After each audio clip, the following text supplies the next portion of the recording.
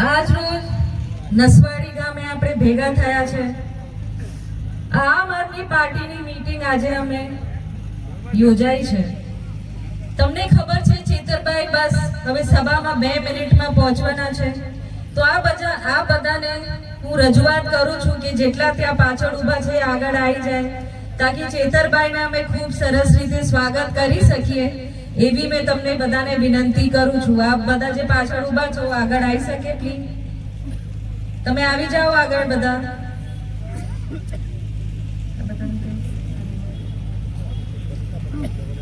હવે આપણે તડકો વેઠી શકીએ તો જ આપણે કઈ આગળ કઈ કરી શકવાના। હવે આગામી તાલુકા પંચાયત અને જિલ્લા પંચાયતની જે ચૂંટણીઓ આવે છે એ ચૂંટણીમાં આપણે હવે નિર્ણય લેવાનો છે કે 5 વર્ષ પછી પાછું આ એક ચક્ર સમય આપણા હાથમાં આવ્યું છે, તો કેમ ના આ વખતે આપણે એક પરિવર્તન કરીએ। તાલુકા પંચાયત અને જિલ્લા પંચાયતની બોડી આપણે નસવાડી ખાતે બેસાડીએ અને છોટાઉદેપુર જિલ્લામાં જિલ્લા પંચાયતની બોડી આપણે બેસે, આપણે આવું પ્રયત્ન કરીએ। આપણે પરિવર્તન લાવવાનું જરૂરત છે। તમે જોયું હશે કે કેટલા આ ભાજપ સરકારના કૌભાંડો નીકળે છે અને એ કૌભાંડો આપણા એક જ આદિવાસી સમાજના નેતા છે ચેતર વસાવા, એ આમને ઉઘડો પાડે છે અને કેવી રીતે એમને ખોટી રીતે હેરાન પણ કરવામાં આવે છે, એમને જેલમાં મૂકવામાં આવે છે। હમણાં તમે જોયું હશે તાજેતરનું મનરેગા 2400 કરોડનું મનરેગાનું કૌભાંડ ચેતરભાઈએ કાઢેલું, જેમાં ખોટી રીતે ખોટા પૈસા ઉપાડવામાં આવ્યા હતા અને એ એજન્સીઓએ બીજી પાર્ટીથી સગવડ કરીને એમની પૈસા બારોબાર ઉપાડી લીધા અને દેશ વિદેશોમાં મિલકતો બનાવી લીધી। એ પૈસા કોના છે?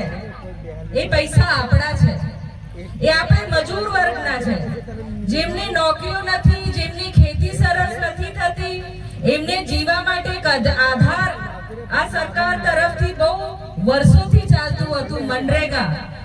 હાલમાં મનરેગાનું નામ પણ બદલી દેવામાં આવ્યું, ખબર ને? તો પૂછું છું કે જે અમારા મજૂરો છે જે દિવસની 500, 1000, 1500 ની મજૂરી કરીને એનું જીવન ચલાવે, એનો ચૂલો સળગાવે, તો એમના પૈસા તમે કોને પૂછીને તમે આનું કૌભાંડ કર્યું? કોને પૂછીને બારોબારના પૈસા તમે ચાવી ગયા?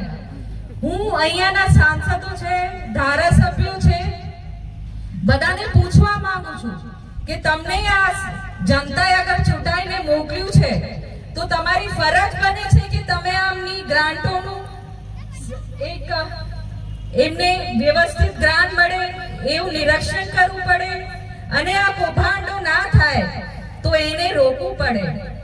પણ મને નથી લાગતું કે આપ અહીંયાના નેતાઓને કોઈ તમારી પડેલી છે। હું મારા યુવાઓને પૂછવા માંગુ છું, કેટલા યુવાઓ કોલેજ જાય છે? કેટલા યુવાઓ કોલેજ જાય છે? થોડા યુવાઓ જે કોલેજ જતા હશે એ નસીબદાર છે, પણ જે યુવાઓ કોલેજ છોડી દીધું કે કોલેજે એમને કોલેજથી કાઢી નાખ્યું, એ કેમ કાઢી નાખ્યું? કેમ કે ફીસ નથી ભરી શકતા, આપણા પાસે પૈસા નથી, આપણે એટલા કરોડપતિ ઉદ્યોગપતિ નથી કે નોકરી વર્ગ નથી, તો એ જ્યારે કોલેજમાંથી આ બાળકોને કાઢી નાખ્યું કેમ? કેમ કે શિષ્યવૃત્તિ જે સરકાર તરફથી મળે છે આપણા આદિવાસી સમાજના યુવાઓને, એ શિષ્યવૃત્તિ આ ભાજપની સરકારે બંધ કરી દીધી। 4-5 વર્ષ બંધ કરી નાખી, તો જે યુવાઓ કોલેજ ભણતા હતા એ આગળની જે પરીક્ષા પછી બીજા ધોરણે જવા માંગે છે એ કોલેજ પૂરું નહીં કરી શક્યા અને કોલેજે શું કર્યું? કોલેજ ફ્રીમાં તો ભણાવે નહીં, કોલેજ એમને કાઢી નાખ્યું। તો બિચારા જે યુવાનોને કોલેજમાંથી કાઢી નાખ્યું એમનું ભવિષ્યમાં તો ચોકડી લગાવી દીધી ને, હવે એ આગળ ભણી શકે? ના ભણી શકે, એમનું ભવિષ્ય તો આ સરકારે પૂરું કરી નાખ્યું। તો આ લડત માટે આપણા ચેતરભાઈ ગાંધીનગર બિરસા મુંડામાં ખૂબ સરસ લડત આપી, કોલેજના યુવાઓને આ શિષ્યવૃત્તિ ચાલુ કરાઈ એમના, અને હાલમાં જે શિષ્યવૃત્તિ ચાલુ કરી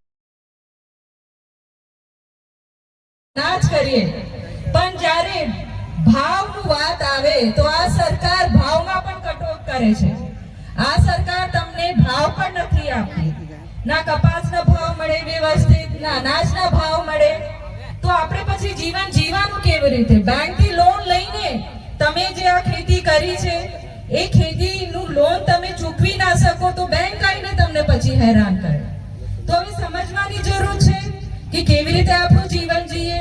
હું મારી બહેનોને પણ પૂછવા માંગુ છું, આ સરકારે તમને ઉજ્જવલા યોજનાની ગેસ બાટલની તમને